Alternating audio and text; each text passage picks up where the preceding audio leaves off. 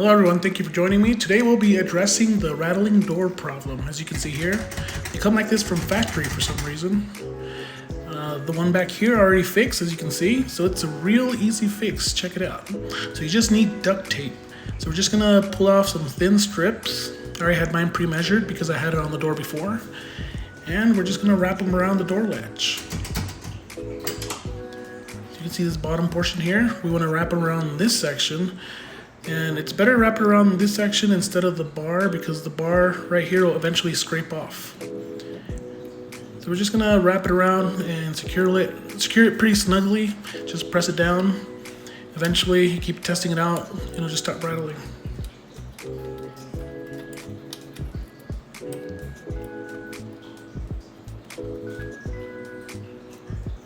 And that's how it looks after it's finished, pretty flush.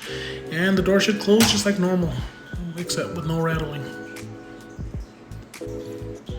So pretty good. Took what, 10 seconds? If you have questions on those upper doors, that's in another video. You can see how to do those. And thank you for joining me. Remember, keep it thrifty.